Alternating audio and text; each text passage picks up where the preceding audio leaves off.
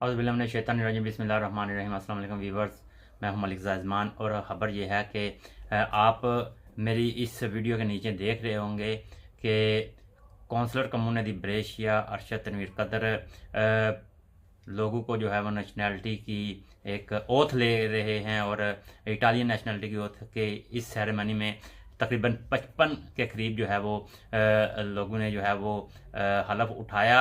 और इस तरह की चीज़ें आपने कभी सोची हैं कि इटालियन कम्युनिटी इटालियन नेशनैलिटी देते हुए वो भी पाकिस्तानी नज़ाद बंदा जो है वो पाकिस्तानी नज़ाद कौंसलर जो है वो इस मनसब पे खड़ा होगा।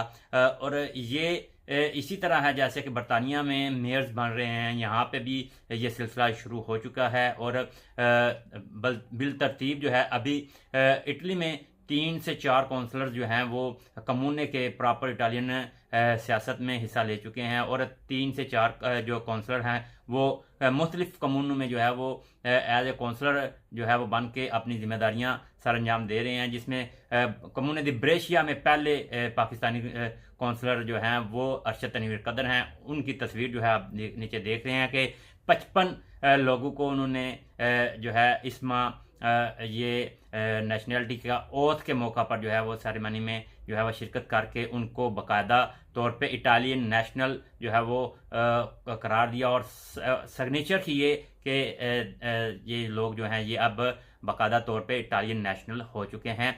उन्होंने अपनी मियाद जो है वो एक जो कानून है इटली में वो बाकायदा तौर पे वो मुकम्मल किया है और आज से ये इटालियन नेशनल हैं। इसी तरह सोजारा में एक हमारे पाकिस्तानी काउंसलर हैं आतिफ साहब, वो भी अपने तय कोशिश कर रहे हैं पाकिस्तानी कम्युनिटी को ओवरसीज़ को जो दीगर ममालिक की कम्युनिटीज़ हैं उनको साथ लेके चल रहे हैं। और इसके साथ साथ जो तरंतो है रवरेतो में जो कम्युनिटी रवरेतो है वहाँ पे भी वसीम साहब जो हैं वो पाकिस्तानी काउंसलर वहाँ पे मौजूद हैं।